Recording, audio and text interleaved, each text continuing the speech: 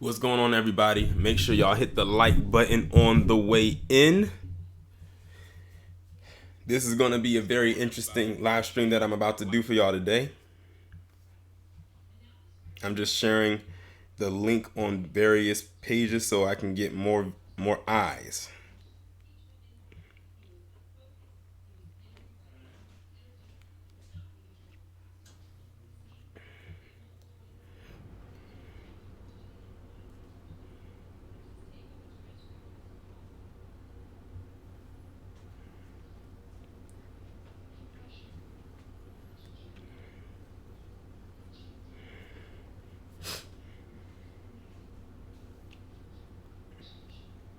What's going on, Lucky Lloyd by the time 103, Ashen, Cole Red 713, Stephanie.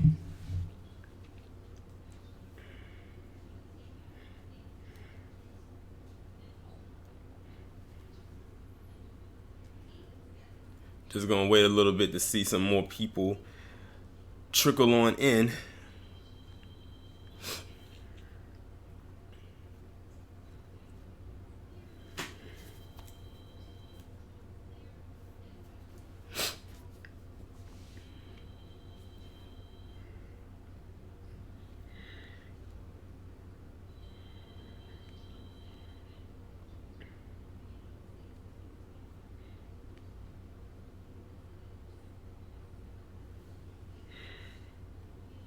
I'm trying to figure out, like, when I'm looking on here on Streamlabs. It says I have 23 viewers, but when I'm looking on my phone, it says I got 28. I don't know what that's about.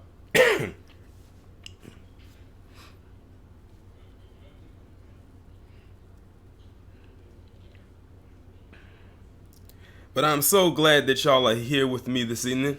Appreciate you, Darda, for the donation. You said keep up the good work. Hey, I do it for y'all.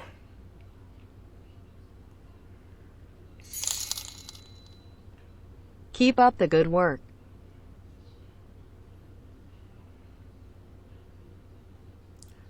But this is going to be a very interesting stream today, as y'all can tell by the title.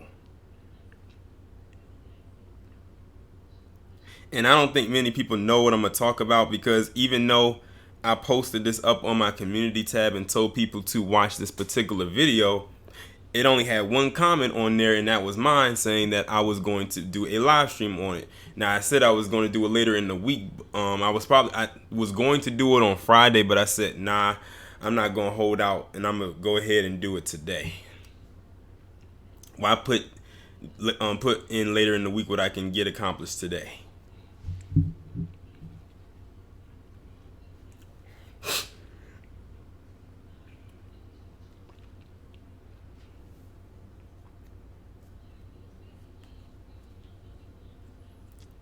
What's going on, Craig J and Elias Money 12?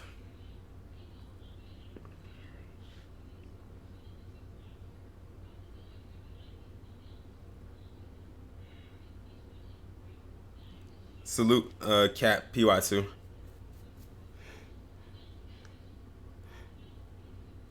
Just wait for a couple more people to get in here, and I'm gonna go ahead and get started.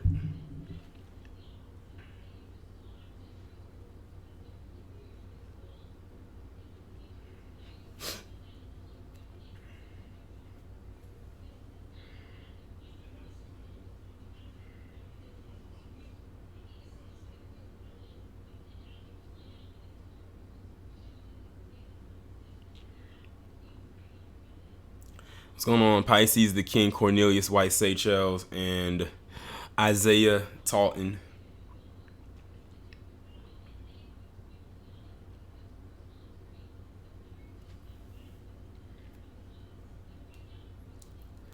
All right, I'm going to just go ahead and get started. I know it says I got 39 viewers. I probably have more than that. But I'm not going to keep y'all waiting, because this is probably going to be a slight, I don't know, it might be a slightly lengthy live stream, because I'm gonna stop and go with the audio as it goes, sort of like how Jason Black did it when he was breaking down that that sham of a Breakfast Club interview that had Malik Yoba, those 2 female impersonators, and that creepy David Johns on it. I'm kind of doing that, except the commentary that I'm gonna be breaking down is not gonna be as long as the one he did. So, but it's the video that I'm gonna be breaking down is gonna be about almost 13 minutes long. But when you insert the stop and go to, for me to add my 2 cents, it adds a little bit more length and time to it. And speaking of Jason Black, the reason why I'm talking about this topic, or why you're going to hear what you're going to hear, is because of a video that he posted up on his Twitter account yesterday that I did not know existed until yesterday. Now, basically what it was is he posted a video on his Twitter account. Hold on, Steph. I'm about to type that in right now.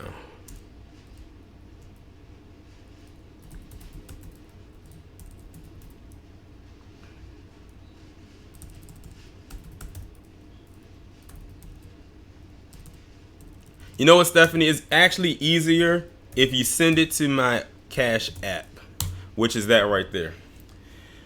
But basically, he posted up a video on his Twitter account yesterday that came from this YouTube channel called Vox. Now most people are familiar with Vox. It's a website and they post out various news articles. I've actually been sent news articles to read to my subscribers from that website, so I'm familiar with it. I didn't know they had a YouTube channel, but apparently they do. And the video was entitled "When White Supremacists Overthrew a Government." And it was posted on June 20th, 2019. I wish I had known about this back then.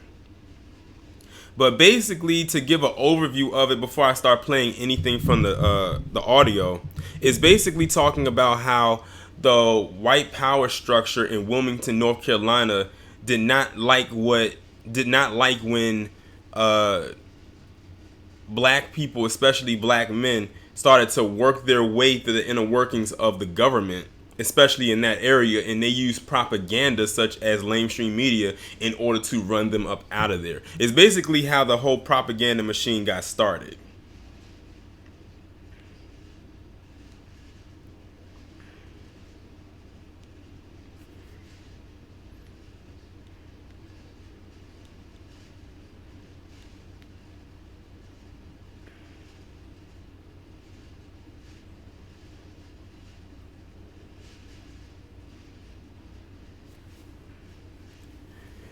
But that's basically like an overview of what it is, but it goes into so much more detail. Like some stuff, I'm not surprised, but it's a lot of stuff in there that like, okay, we see what it is for what it is.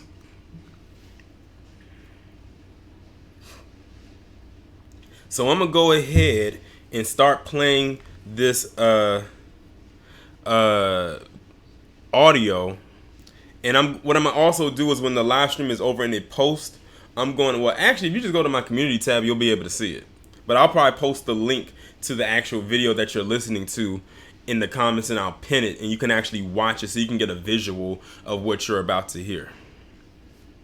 So let me go ahead and fire this up. Let me turn the volume up so you can hear, and we will get started. For a long time, if you went to the library in Wilmington, North Carolina, there was one thing you weren't allowed to research. We were refused. We were rejected by the librarian. When I asked about or inquired about 1898, they wanted to know why. I was told that, yes, they had something, but they kept it under lock and key.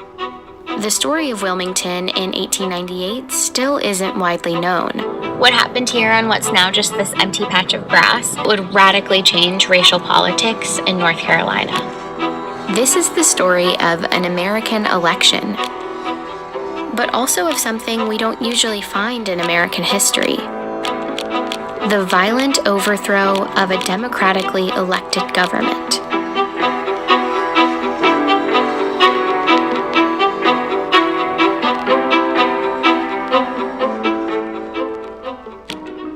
In the late 1800s, Wilmington, North Carolina was the state's largest city. It had a majority black population, and historians today describe it as a rarity in the post-Civil War American South. Wilmington prior to November 1898 was what the New South could be at the cusp of the 20th century. There was an unusual degree of black prosperity. In Wilmington. Let me just pause it right there. First off, so y'all can put a 1 in the chat if you can hear what's being said. Now I wanted to stop right there and pause right quick to add something to what they just said in case y'all didn't catch it. Someone get Jimmy Shabetta, whoever that is, up out of here. That is a troll.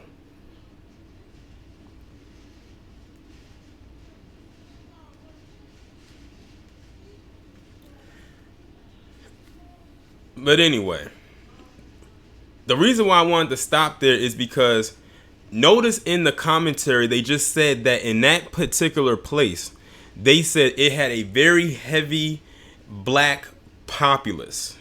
That right there should let you know that they were already going to be a threat.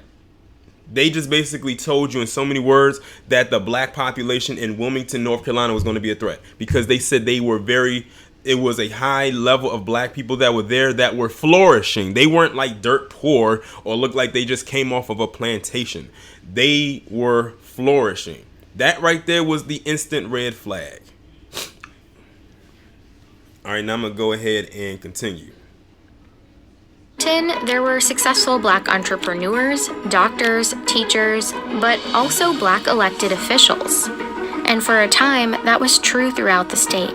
Take a look at the politicians on this poster of the 1889 North Carolina House of Representatives. Here at the bottom are black Republican representatives. Okay, I had to pause it again. Now, y'all can't see what she's talking about, but there was this picture that had all these elected officials on it. Most of the people in that picture were white men, but at the bottom half of the picture were nothing but black men, and it was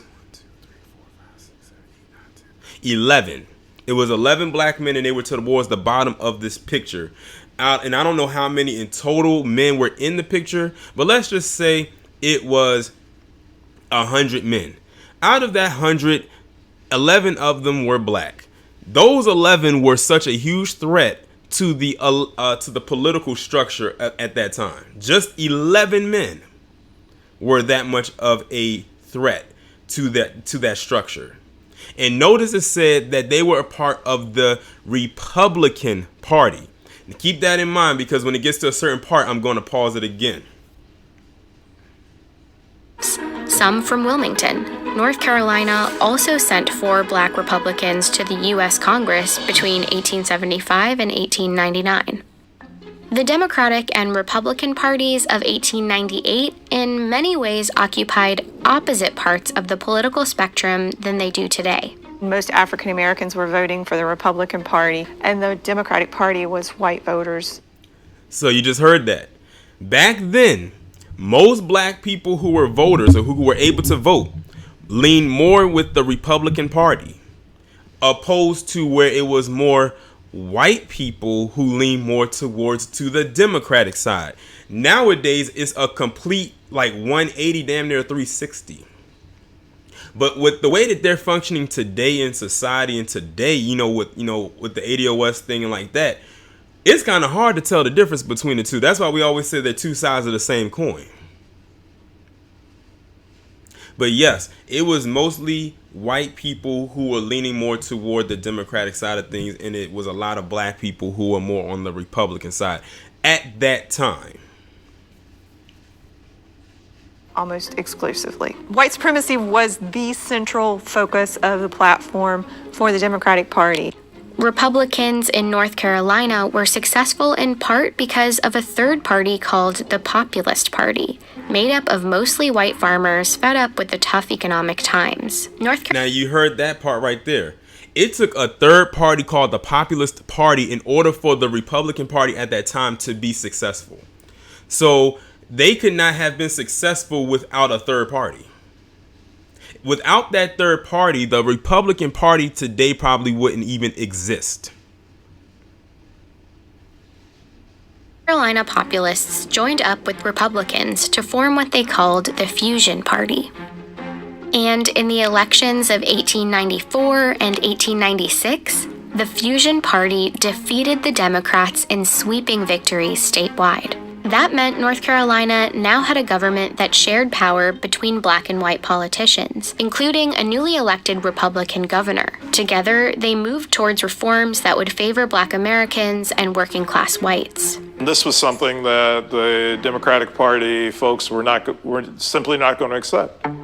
A multiracial government wasn't just a disappointment for Democrats. It was more like a humiliation. They needed a plan to take back control of the state in the next election. Okay, now I want y'all to really pay close attention here, because this is where the propaganda of all of this starts to come into play. So party leaders like Furnifold Simmons, future U.S. Senator, Charles Aycock, future North Carolina governor, and this man, Alfred Moore Waddell, came up with one: to beat the Fusion Party by luring white populist voters away from their alliance with black voters. Wilmington, with a large black population and a local fusion government in power, would be a focus of their campaign. The State Democratic Party Handbook for 1898 laid out their goal: consolidate the white vote by stoking white anger and resentment. There you go. That's that right there, ladies and gentlemen, whoever is listening in the chat. This is how their propaganda started. They said stoke white anger in order to overthrow the black people who were in those government positions, in those political positions. Mind you, like I said, it was only 11 black men on that board out of I don't know how many white men. It said, "This is a white man's country, and white men must control and govern it." Their most effective tool was the media. One of North Carolina's biggest newspapers was a Democratic Party mouthpiece. It ran racist political cartoons throughout 1898. Not everybody was literate in 1898, but to see a political cartoon of the type that ran, you may not be able to read it, but you know exactly what it means.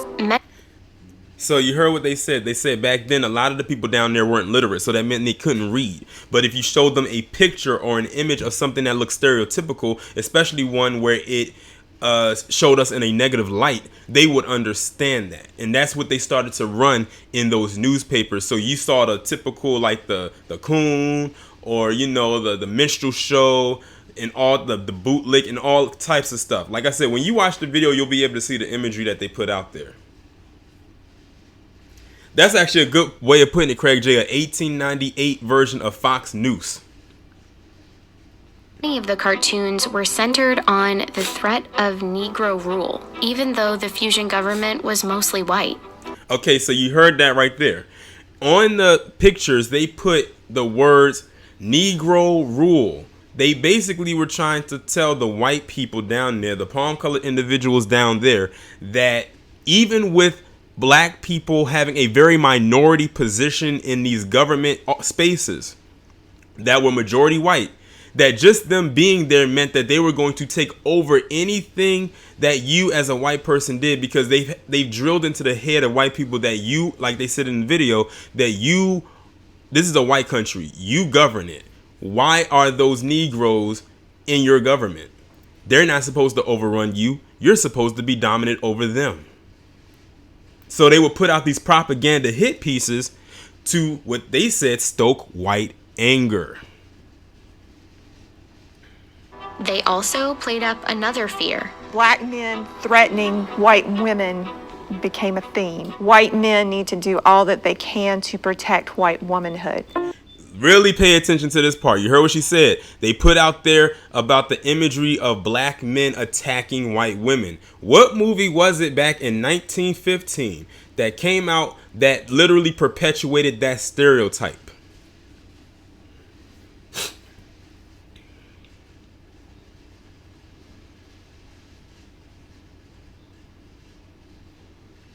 Nope, not Rosewood. Thank you, Dark Meteorite. Birth of a Nation. D.W. Griffith. Birth of a Nation. Not Nate Parker's version. The original one. One of the most racist films ever made. That was basically the catalyst for the whole black men going after white women and attacking them and causing them to commit suicide, or basically putting in the spectrum that black men were these hypersexual beings that just had to go out there and have a bloodlust for white women, which was definitely not the case. And you're actually going to hear what somebody says right here, which actually is true. This was all part of North Carolina Democratic strategy, but it echoed the national racist rhetoric of the time. In one speech that Democrats printed in a Wilmington paper, a prominent Georgia writer named Rebecca Felton said, If it takes lynching a black man a day to protect white womanhood, I say lynch. You heard that, right? Now, that was a white woman that wrote that. She says, if it takes lynching one black man a day to protect white womanhood, I say lynch. That was also how they were able to lynch black men. And of course, you know the story behind them cutting off their penis and putting it in a mason jar and putting it on their mantle as a souvenir. And then hanging them up on a tree and taking a picture with it and having what they called a picnic, quote unquote, which stood for pickaninny. And then they would send that picture as a form of a postcard and give it out to their family members around Christmas time.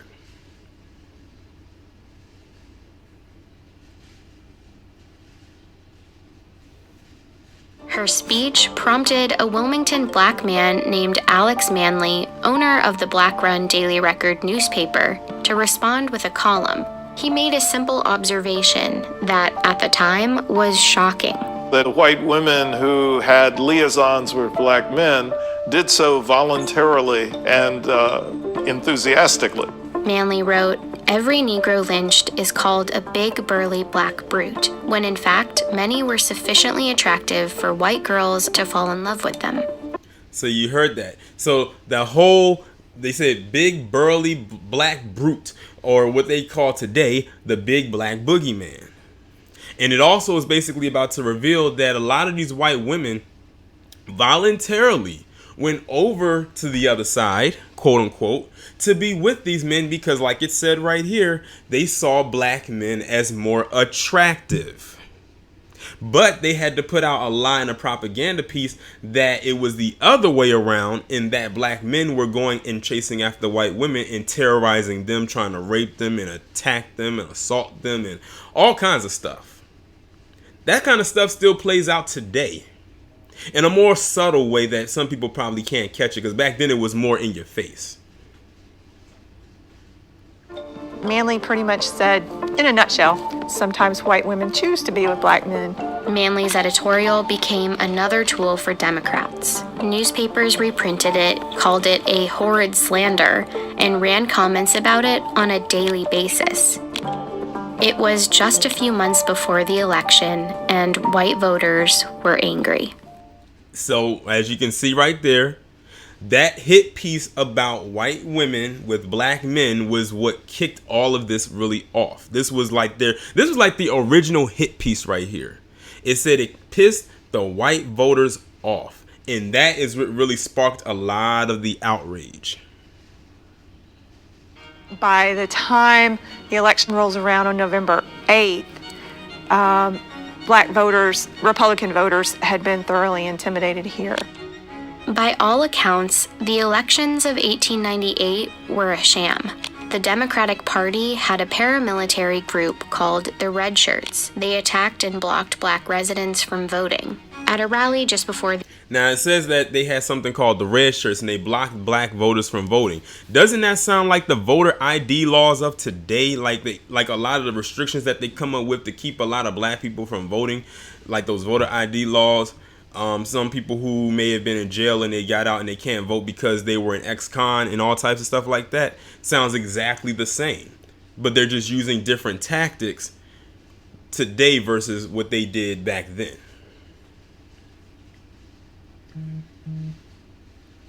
The election, Alfred Moore Waddell provoked the crowds. He said, "Negro office holding ought at once and forever be brought to an end, even if we have to choke the current of the Cape Fear River with carcasses."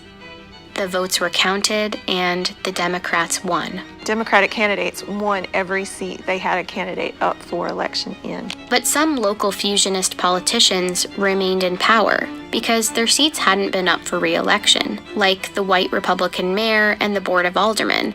And of course, the election did nothing to undo the economic power black folks held in the city. The Democrats had won the election, but their goal of total white supremacist control remained out of reach. And so they engineered what was essentially a coup d'etat. The day after the election, at a gathering for white men in Wilmington, the Democrats unveiled a document called the White Declaration of Independence. It contained an ultimatum.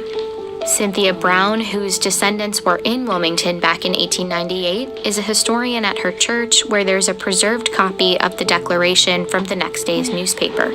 We will no longer be ruled and will never again be ruled by men of African origin.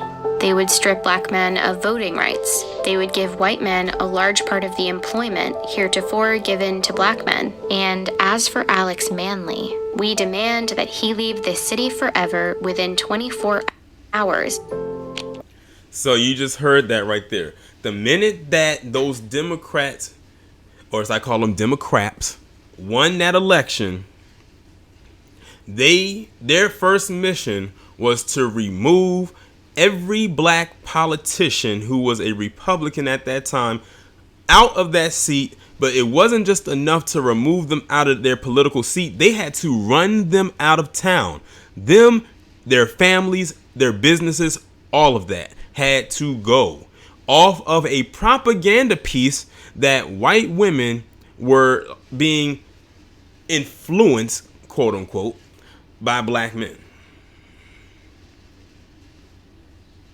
And it worked like a charm. The next morning, hundreds of white men marched to the offices of the Daily Record. Manly was gone. He had fled to save his own life.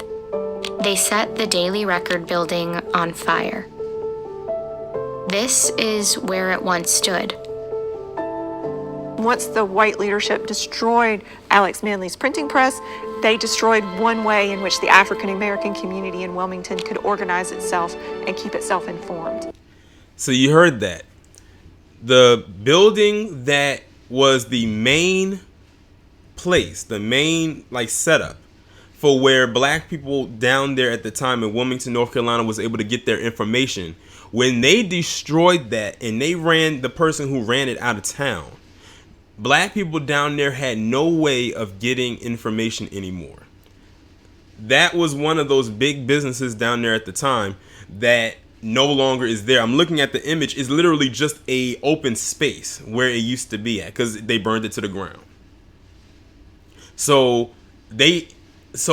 propaganda destroyed black businesses. Like, this was just the beginning. Mind you, this was back in the late 1800s. This was before Black Wall Street. This was before Rosewood.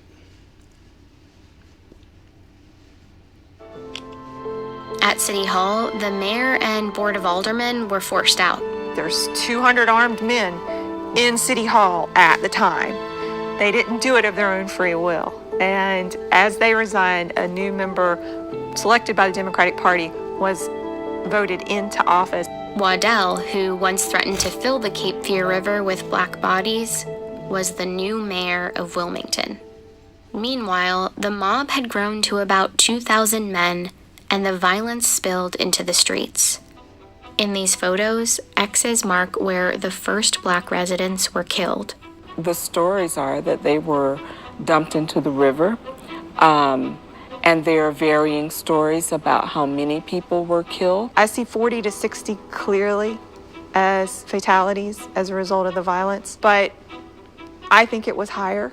Many black residents hid for days in the swamps and the wooded cemeteries in the city, including Cynthia's great-grandmother. And thousands of other residents fled Wilmington, never to return. They literally ran all those people who managed to survive out of their homes, out of their businesses. All of it was gone. And whatever they probably did not destroy, they ended up setting up shop there and then started making their own money. So they pretty much destroyed, murdered. I wouldn't be surprised if they raped, they robbed, the whole nine, off of one propaganda piece. Shortly afterward, Democrats printed booklets celebrating a glorious victory, and in the newspapers depicted black residents as the instigators.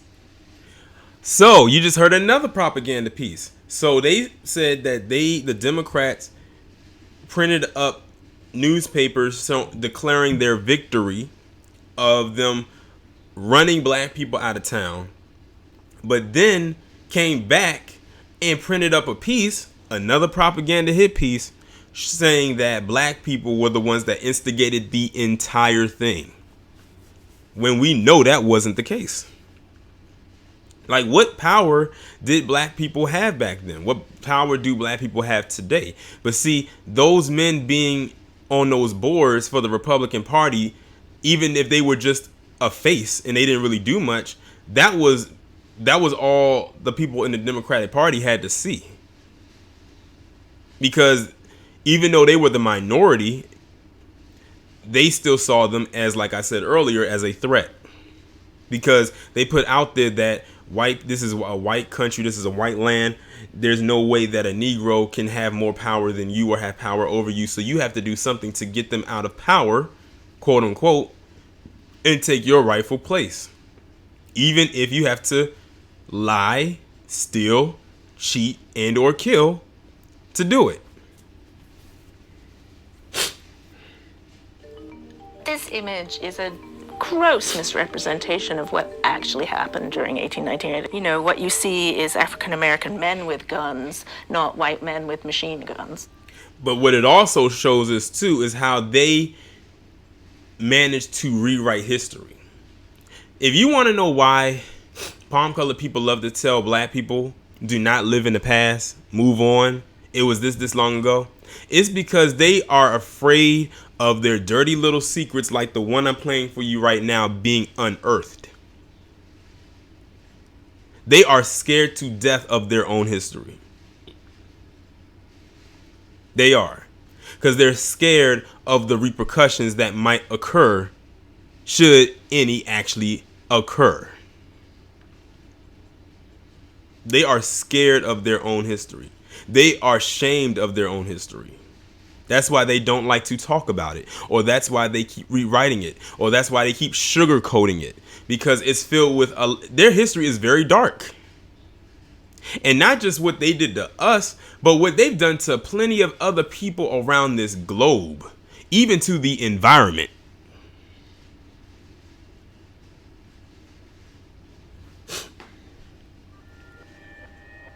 The city never regained its black majority population. Jim Crow laws like literacy tests and poll taxes that prevented black people from voting were immediately enacted, and Wilmington's spirit of black opportunity was crushed. Black political representation in the state was over. It would be 90 years until North Carolina elected its next black Congress member. You heard that. They said it would be 90 years from 1898 before they elected their next black Congress member. So let me put that into perspective. It hasn't, in Wilmington, Delaware, 1898, that was the last time they had a black Congress member. They did not have another black Congress member in Wilmington, North Carolina until 1992.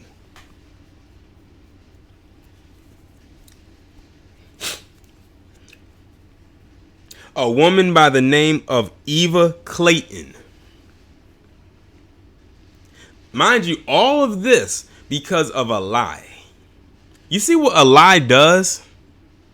Do you see what a lie can do? That shows you right there that a lie is very destructive. Exactly, Isaiah, almost a century later.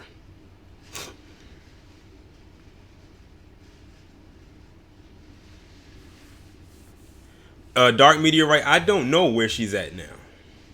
I have no clue where she's at now. Wilmington did a really great job of covering up a very dark past for a very long time. Over the years, the textbooks on North Carolina's history have struggled to accurately describe what happened in 1898.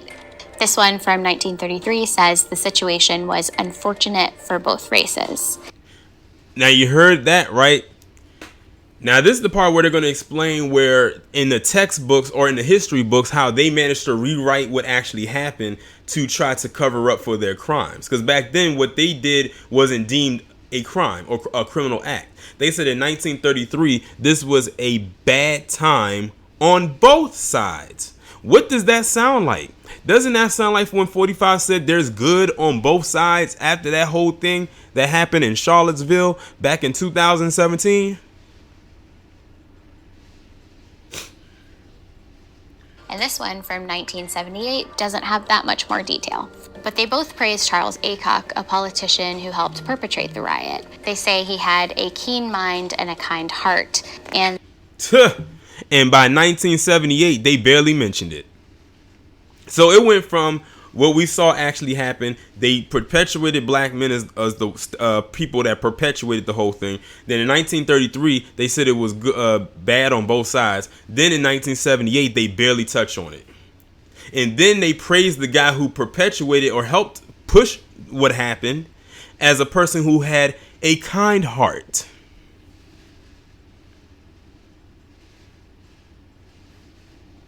that, in fact, he was one of the best friends that the colored people had in the state. Huh? Did you hear that? They said that this man, this Aycock man, who literally helped kick all of this off, was good friends with the colored folk. I don't know many people who have friends that would lie like that, kill the way that they did, destroy their towns, destroy their businesses, run whoever was still alive out of town, and then take over all because of a lie.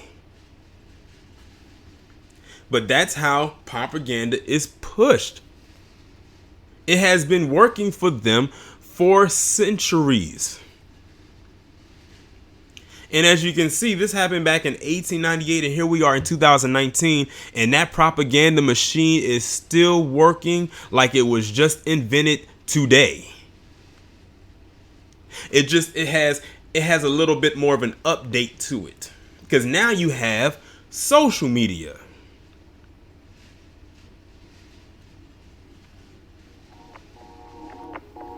It's a legacy that North Carolina has yet to fully undo.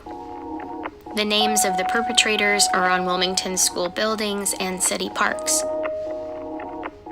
But the legacy is also bigger than those names. Turn on the news, and the state's long history of political suppression. Now, before I go any further, one thing that they showed in the video is the fact that a lot of those people that perpetuated that lie back then, how they got statues erected of them and praising them in that city like they were these holier than thou people, when they definitely were not. But see, that's what happens when you control the media and you can rewrite history, especially yours. They have successfully rewritten their history so many times over, it's not even funny. But see, in them rewriting history, they had to tweak ours as well, because a lot of the stuff that happened in their history affected us greatly. So they had to tweak ours as well in order to make them look like the savior, and in most cases make us look like we were the bad guys.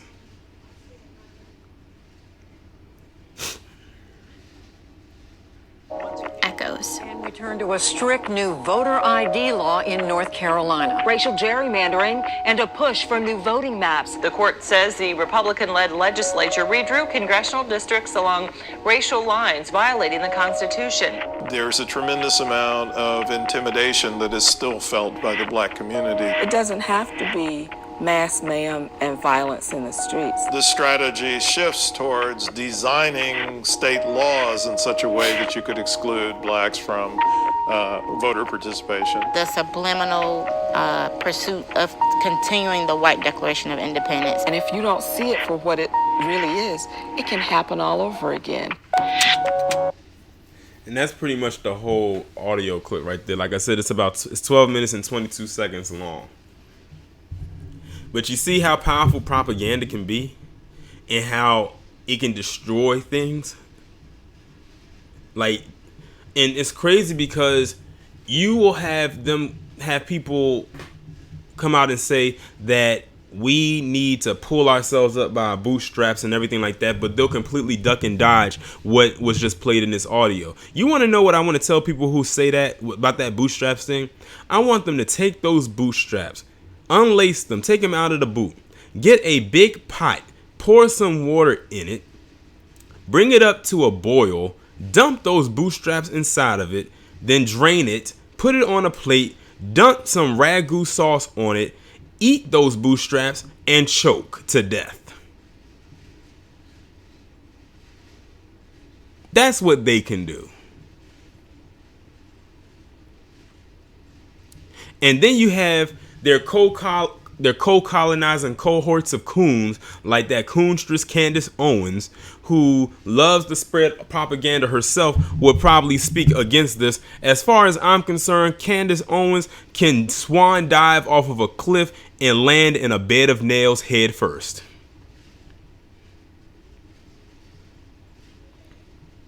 That's what she can do. But another thing that also gets me is when you have some of our own who peddle that same talking point and don't even realize it. They swear up and down that we do not or have not contributed to anything in society, when if you just do your research and you look back in history, you will see that we have contributed a lot, but because of propaganda, the propaganda machine, it went unnoticed. It got covered up with a bunch of lies and destroyed before those lies came out. ADOS people have contributed a lot to American society. And I'm going to echo something Harvey says on his channel a lot. Black people in America, especially the ones who were born here, are the most patriotic people in this establishment. But they'll have you to believe that we are the most anti-American, or we are the most divisive, or we are the ones that start a lot of stuff. And then you listen to stuff like what I just played for you and you know that that's not true. And you want to know how I know? They decided to create something called the White Declaration of Independence after they already had something called the Declaration of Independence.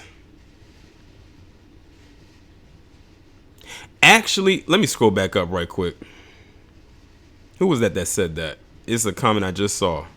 Let me scroll back up. Actually, Stony Island native, Candace is wrong about that statement about black fathers. According to the CDC, black fathers are the most active fathers in their children's lives, whether they are with the mother or if they are not. Do not let Candace Owens fool you with that whole the reason why everything's going on the way that it is because of so-called black on black crime and because of no lack of black fathers and lack of masculinity and all types of stuff. Then you look at the man she's with.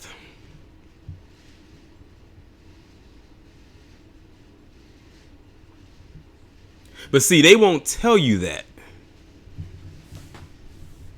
But you have to research that.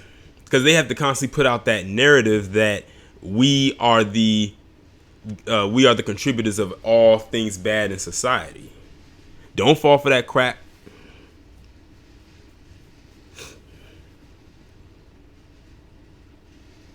And that was a perfect example what just happened right there of what I say when some of our own alleging that person is black or even ADOS will perpetuate the same thing because it's something they heard from most likely mainstream media. Where do you think Candace Owens gets a lot of her news from?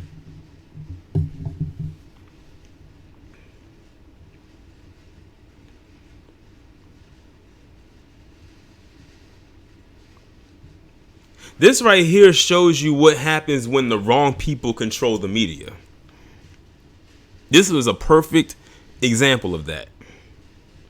But see, back then they did it through newspapers and images. Now they do it through social media and television and music. Propaganda can be spread through music.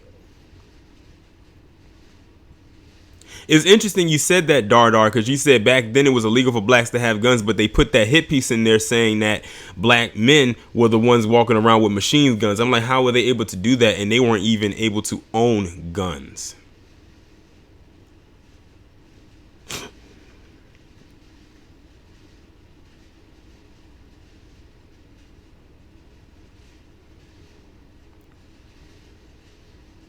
But then just a few, like the day I uploaded a video talking about how the Department of Homeland Security has finally declared white supremacy as a domestic terrorist group or domestic terrorist. But I realized now it was very broad. It just said white supremacist. They didn't break down which groups, because there are many groups that fall under that umbrella. A lot of them. You have the Klan, of course. You have the Aryan Brotherhood. You have the neo-Nazis. The alt-right, or as I call them, the alt-wrong. And a few others that I can't think of at the moment. So exactly who are you talking about? And like I said in that video, I know why they did it. It's because now those groups are targeting them.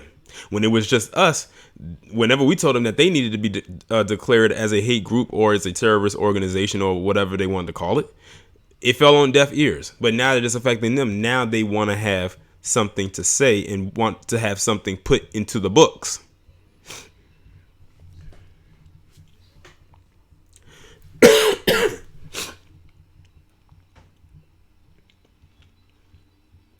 It's crazy. And now they're like using a whole bunch of other things to try to derail a lot of things. But see, their propaganda derailed our progress. Like a lot of people will say, oh, we don't do anything, we don't contribute, we don't build nothing, everything like that. Well, maybe we would have been able to build some things if stuff like this, what you just heard, did not happen. Can you imagine if we were left to our own devices, where we would be at as a people today? They got threatened by 11 black men in a majority white voting party. Like I said in the video at the beginning, the fact that the black populace down in Wilmington, Wilmington, Delaware, Wilmington, North Carolina at the time was that strong and was able to thrive scared them. They are scared to death of melanated progress. Even to this day. Because notice, whenever a black person becomes successful, especially a black man, they'll find a way to bring him down one way or another or get rid of him. And then in the process of them doing it, they're in the middle of pocket watching them, meaning they are literally counting their funds. And I do mean every single dollar, even if they have millions.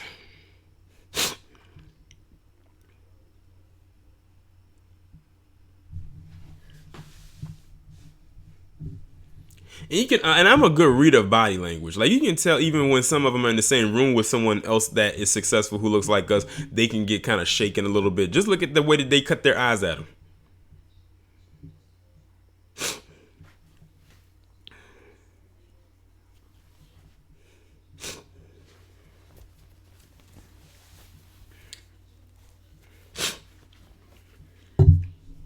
I remember when I was looking at a story last year when Floyd Mayweather was going overseas to fight somebody, I think over in Japan, and the article could not wait to point out how much money Floyd Mayweather was going to be making. That was actually in the title. The title basically led with how much money he was going to make from the fight. They didn't even mention who he was fighting or where he was fighting. They just said how much money he was going to get if he won.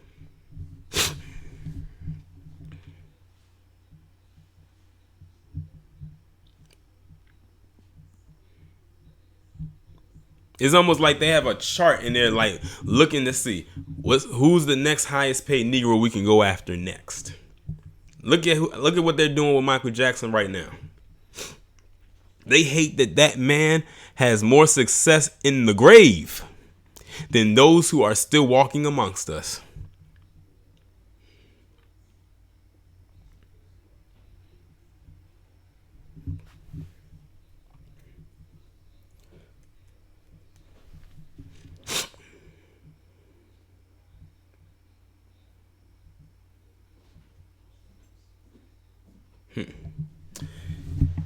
It's wild out here. That's all I really have to say.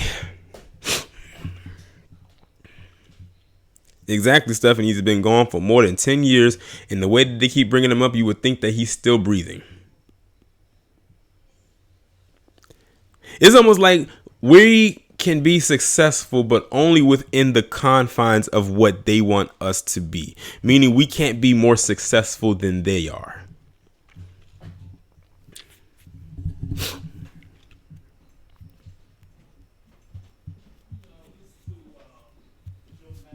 Speaking of MJ, someone had sent me, I think it was Ashton that had told me on Twitter the other day.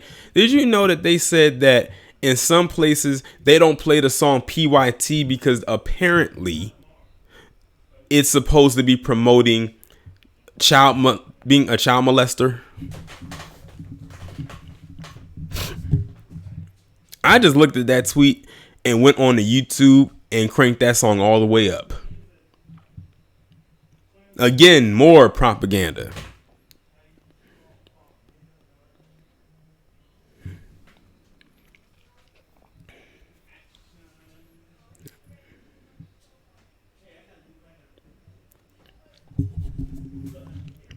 But like I said, that propaganda machine is real. Jerome Williams said, Richard Spencer said it best, it's not about fairness, it's about winning. Fairness to them is considered as taboo as a black man killing a police officer. Yeah, I remember when he did say that. For them, it is about winning. They don't believe in fair. That's why when it comes to this whole morality thing, I don't know why black people hold on to it like a badge of honor, because they are not moral at all. They are not the moral compass whatsoever. But we're expected to be the moral compass for everybody. Forget that.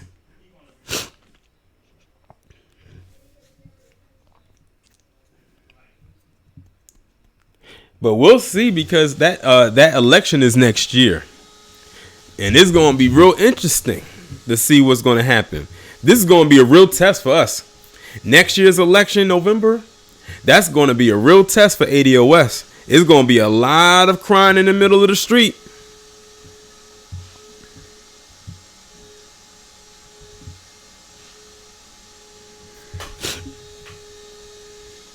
But we shall see.